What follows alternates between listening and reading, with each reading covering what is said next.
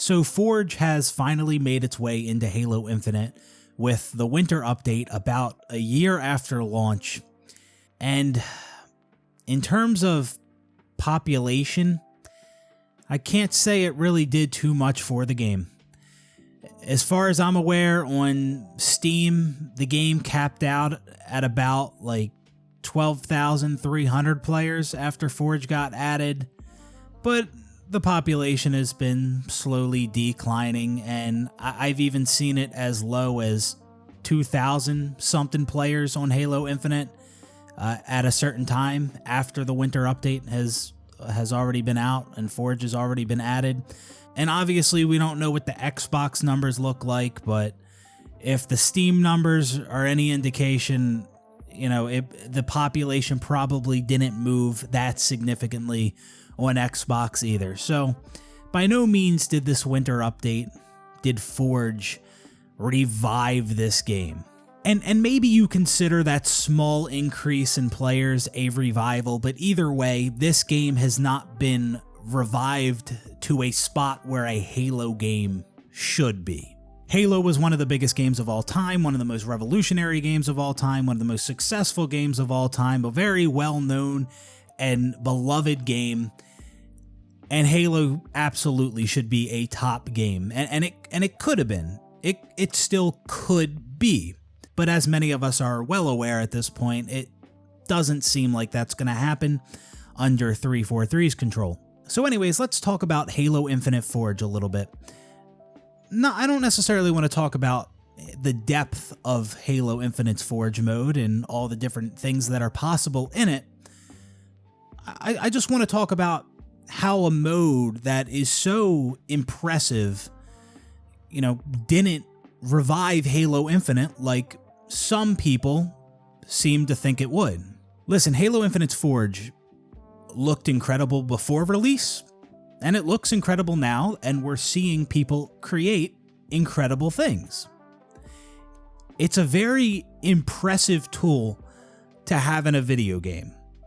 Now, it's not without flaws. Like I've seen reports of of it crashing and people's maps not saving. So there are some issues. I'm not exactly sure how widespread those issues are, but at the end of the day, Forge is a net positive for Halo Infinite. But keep this in mind. Just because there is a mode or a feature in a video game that is really, really advanced or something we've never seen in a game before, and the possibilities with this new mode are endless. Even with a mode like that, that does not guarantee success for a game. It does not guarantee that a lot of people will be interested in that thing, even if that thing is very impressive and hasn't been done before. Like, for example, if there was a open world game where the open world is literally endless, like it's just an endless world, endless possibilities. You can just keep going in one direction and it'll never end, it'll never repeat. Even if that existed, that doesn't guarantee that the game's going to be good. It doesn't guarantee that a ton of people are going to love that game. It could have a ton of other problems. It could have a terrible story, terrible gameplay. So even though like an endless open world that never ends, never repeats, even though that is like really impressive and cool, it doesn't guarantee that the game is going to be great. And since Forge is a map editor or map creator in Halo Infinite, I wanted to use this example. Far Cry 5 has a really advanced map builder. I mean, I never messed around with it, but from what I've seen, it looks like fucking DevTools. Like, people talk about Halo Infinite's Forge blurring the lines between like a developer-made map and a community-made map. But I mean, that's what Far Cry 5's map editor does. I mean, it really does look like DevTools. Like, there's maps where I really cannot tell the difference between a dev-made environment or a community-made environment in Far Cry 5. So Far Cry 5's map editor is extremely impressive, and I mean, it's the best map editor I've ever seen in a video game. And even Far Cry Instincts, which released back in 2005, even that had a really impressive map editor. Like, I remember, like, it had terrain editing. I remember you could like make like just a giant hill like in the terrain. I remember doing that back in the day, and I think I would put like a hang glider on top of it or something like that. And that was 2005. But anyways, I'm not saying that, I'm definitely not saying that Halo Infinite's Forge needs to be as advanced as Far Cry 5's map editor was. Like, no, they're different games, and Halo Infinite's Forge is still the best version of Forge we've ever seen in a Halo game by a long shot. But what I do want to point out is that despite Far Cry 5 having such an incredible map editor, it doesn't seem like that was the main focus of the game. It doesn't seem like that's what many people were playing Far Cry 5 for. I never played Far Cry 5, but from what I seen of it, people were playing the campaign, either solo or co-op. And many of you watching this, you might not even have known that Far Cry 5 had a map editor. And you might not have known how advanced it really is. Like, even though Far Cry has an amazing map editor in Far Cry 5 and map editors in past Far Cry games, it never seemed like that was the main attraction to Far Cry fans. And Far Cry 6 didn't even have a map editor. It didn't even have a map editor. And many of you might not have even have known that Far Cry 5 had a map editor, but Far Cry 6 didn't. Because that was never... That doesn't seem like that was the main attraction for Far Cry fans. And so that's my point. Even if a game has a mode that is super advanced, impressive, never done before, that doesn't mean that everyone's going to find that appealing. It doesn't mean like that's the reason people are going to play the game, right? It doesn't mean the game is going to be great. And when you think about why Halo became a great game in the first place, it wasn't because of Forge. There was no Forge in Halo 1, no Forge in Halo 2, and it wasn't until Halo 3 that we got Forge, which released in 2007, so that means for the first 6 years of Halo, 6 very successful years of Halo, there was no Forge. Forge was there to complement the rest of the game. Like Forge was really cool, a really great addition to Halo, and I think it should be a staple in all mainline Halo games going forward. But it's not the reason people fell in love with Halo back when Halo began, because Forge didn't exist then. It didn't exist for 6 years of Halo. And in no way am I downplaying how great Halo Infinite's Forge is. I've said it a million times. Like, it is really impressive to have that kind of tool in a video game. Like, but that's the thing. I kind of think like it's more impressive than it is something that's going to revive the game. It adds a lot to the game. Like, there's a lot. Think of all the different types of maps and game modes you can create now that we have our hands on Forge. But Halo Infinite has other issues. It's missing modes and features still. And some of these modes that are getting added to the game now are being added kind of too late, right? You know, first impressions are important to a lot of people. Like, the state of the game at launch really matters. It's not just a matter of, okay, we'll add all the stuff later and then we'll regain all that attention once all the stuff is added a year or 2 years or 5 years after launch, and then everybody will come back. No, that's not how that works. And when I say it's too late to add these modes to the game now, like something like co-op or Forge or a progression system, stuff like that, I don't mean it's too late to appeal to people, but I mean it might be too late to have the impact that it could have had if it were there at launch. That's what I mean by too late. Like, we finally got co-op campaign with the winter update, But many people are already done with the campaign. They either played through it once, which it might be normal for them playing through a campaign once, and they're done with the campaign, but they would have played it co-op if it were there at launch. And then maybe you have some other people that played through the campaign multiple times by themselves, and they're just bored of it now. They don't want to play it anymore. But they would have been playing co-op if it were in the game. But since it took them about a year to add co-op to the game, which absolutely should have been there at launch, it was in the first mainline Halo game back in 2001. Since it took so long, it's like many people just don't even care about it anymore. And then you have to think about like how much time and resources did it take for 343 to get co-op in the game. I mean, that might have taken a ton of time that could have been allocated elsewhere. And it's kind of like this weird thing because a co-op mode absolutely should be in a Halo game at launch. But then is it really worth spending the amount of time and resources that it's going to take to get it into the game if that means it's not going to be added until like a year after launch? Is that even worth it? So it's a weird thing, man. It should have been there day one. But hey, if 343 came out and said, look, we're not doing co-op because it's going to take way too much time and we just don't really feel like it's worth it, so we're canceling co-op. If they said something like that, people would be outraged, and I understand why they would be outraged. And they did that with split screen co-op. They canceled it, and they kind of explained like, yeah, it's going to take them too much time to get split screen in the game. But I mean, the issue with split screen is it's like people kind of glitched into it and made it work. And from what I understand, like it worked pretty well.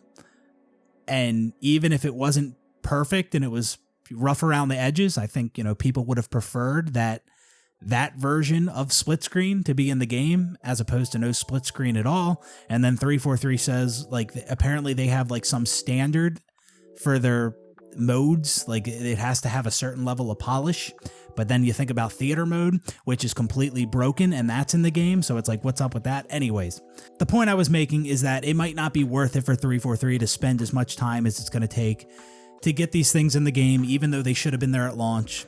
But if they cancel these things, people will be outraged, and then they have every right to be outraged because it should have been in the game at launch. So it's like, what do we fucking do? I'll tell you what we fucking do. It should have been there day one. And because the state of the game at launch matters and first impressions are important, maybe it would be best for 343 to scrap Infinite and make a new game, make a new complete Halo game at launch, right? Maybe that would be best. Like maybe with Halo Infinite, the damage is already done and there's no recovering. Maybe. It's hard to say, it's hard to say like, oh, they should scrap Infinite and make a new game.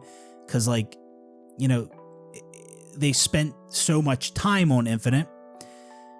Obviously that time wasn't put to great use. It could have been better, but they have something there with Infinite. They have an incredible Forge mode. So I can see the argument that they shouldn't scrap it. But then again, like I do think the state of the game at launch really matters, and we can't get that back with Infinite because it's already launched. It's been a year. So again, maybe making a new game is best. But as many of you know, I'm in the camp of, 343 needs to get the fuck off of Halo, right? Like that's how I feel. Like they do not deserve to work on this franchise anymore. And just keep that in mind. Like the things I like, you know my opinion if you watch the hashtag Fire343 video I put out. And like those are my thoughts on 343 and Halo. And that's not changing going forward.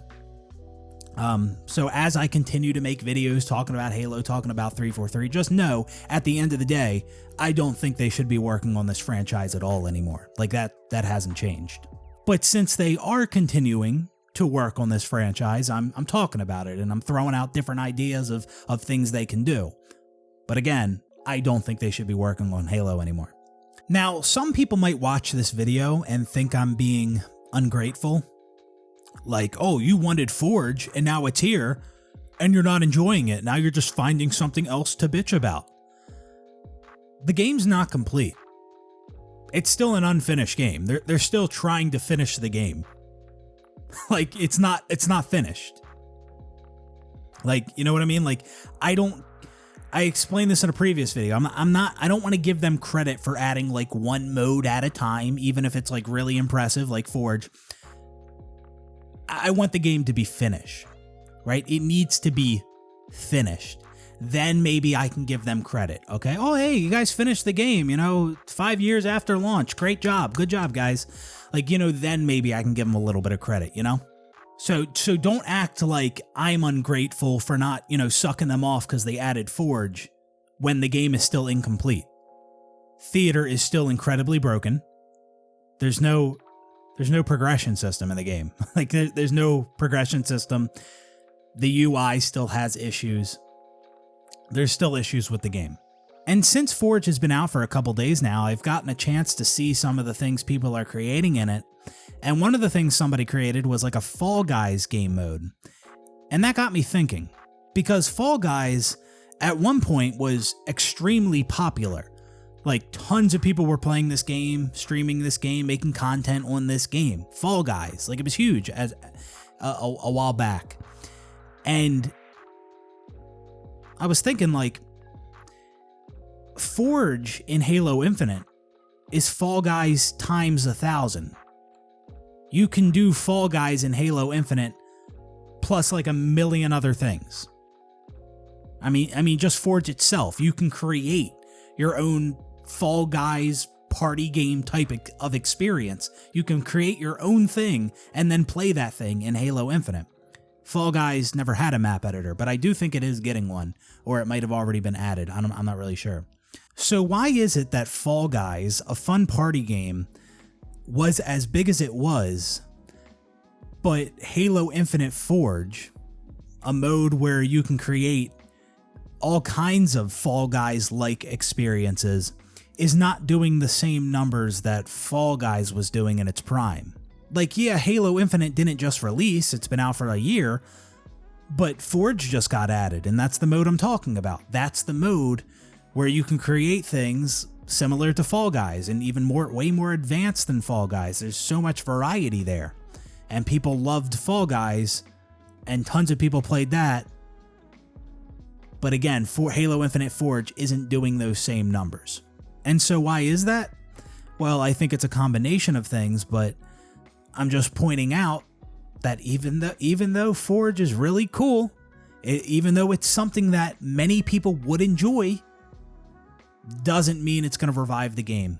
It doesn't mean that tons of people are going to flock back to the game, even though this is a really cool, advanced, impressive mode that has been added to the game.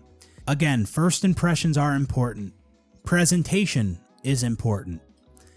And I guess Fall Guys presented itself in the way that it did. And I guess people had a real good first impressions of it. The game was what it was, and it did that well.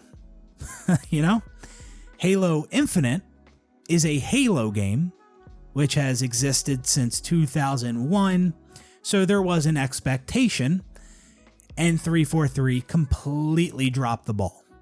Completely. Like, they did a horrible job. And so now Halo Infinite sits at the small player base that it does. Well, small for a mainline Halo game that has been out for only a year. And even before a year, it was still small for a Halo game. And it doesn't look like this game has a good chance of getting a real revival and becoming a top game, competing with the new COD, competing with Apex Legends. Really doesn't seem like that's going to happen. It's not impossible, but highly unlikely. I know it's rumored. I know we have the Tanaka, whatever it is, that new mode that's being worked on, and who knows when we'll get that. I think it's rumored 2023, possibly 2024. And maybe that's a battle royale, maybe it's something else, who knows. That if that's good, if that's like something that has never been done in a video game before, whatever that mode is. It could just be a mediocre battle royale, and that's it. It could be something brand new we've never seen before. Who knows? I'm not counting on it being anything impressive. I'm just saying it could be something really cool. I guess that's like one of Infinite's best chances of seeing like a true revival. But doesn't look like Season 3 is going to do it. Doesn't seem like, career progression is going to do it. I want to say this game is chalked. But again, anything's possible. But I could probably just say this game is fucking chalked. It's never going to have a real revival, and I'd probably be right. And since I mentioned the new Call of Duty game, there is one more point I wanted to make, and that is, let's say the new COD, Modern Warfare 2 2022, let's say they had a map editor. A map editor on the same level of as Halo 3's Forge, which was very basic in comparison to Halo Infinite's Forge. Let's say the new Call of Duty had a map editor like that, like Halo 3, very basic. I think there would be a lot more interest in that basic map editor in the new COD than there is for the really advanced map editor in Halo Infinite. I think it's safe to say there would be more interest in the Call of Duty one. I think there would be a lot more interest in the Call of Duty map editor, even though Halo Infinite's map editor is far more advanced. And I don't just say that because Call of Duty is the bigger game now. That's not what I'm talking about. The reason I say that is because, for one, this would be something new for Call of Duty, a map editor. And the other reason I say that is because the new Call of Duty game, it already nailed what it does best. Like, its gunplay. Like, its gunplay and its movement is probably the best it's ever been in this new Call of Duty game. And the game has a campaign, it has a Spec Ops mode, and it's definitely missing some things, like the new COD is definitely missing certain features. But some of those things we know are coming to the game with Season 1, which is probably out by the time I release this video. And we know some of that stuff is coming later on in the season, and I'm confident some other things that are missing now will be added to the game eventually. But anyways, the new Call of Duty game, Modern Warfare 2, it nailed what many people feel Call of Duty does best, which is gunplay. And again, I said the movement. I think the movement is also the best it's ever felt. And so because Modern Warfare 2's foundation is solid, and it's what you would expect in a Call of Duty game in 2022. So because of that, I think it would lead to more people enjoying the map editor, if there were a map editor in the new Modern Warfare 2, even if it was as basic as Halo 3's map editor. And I think people would be less likely to enjoy this new map editor mode if the whole foundation of the game was shit. Like if the gunplay was garbage, and if the game launched incomplete, and if we didn't get the map editor until a year after launch, like all those things I think would contribute to people like enjoying that mode less. And I think that's what you're seeing when it comes to Halo Infinite's Forge mode. But anyways, that's going to do it for this one. Forge did not revive Halo Infinite. I mean, some players came back, and some of those players are already starting to drop off, and it seems like more players will start to drop off as time goes on. And then maybe a couple more people will come back when Season 3 comes out March 7th, and then they'll start to drop off. But it's very unlikely that Halo Infinite becomes like a top game competing with other top games. Which reminds me, there is one more point I wanted to make. Some people act like population doesn't matter. Oh, I don't care how many people are playing the game as long as I enjoy it, right? You see some people like that. But here's the thing. How many people are playing the game can absolutely have an impact on how much you enjoy the game, right? Like with more people playing the game, you'll be able to find matches faster. You'll be able to get matches with better connections, matches with closer skilled players for ranked modes, more people making Forge maps and hosting custom games, right? So your experience can be improved with a larger player base. Also, hey, that might mean more people streaming the game and making content on the game, so you have something to watch, right? Like, I mean, and it just makes the game feel alive. You get to play the game, you can watch the game, you know?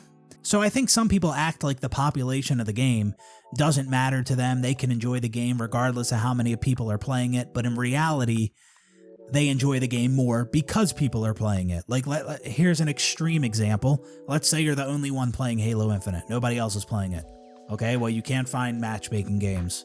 You don't have anyone to play your custom games, right? Like, come on now. So, yes, population matters. Other people playing the game matters. But anyways, that's going to do it for this one. Hope you guys enjoyed the video, and I will see you on the next one. Peace out, everybody.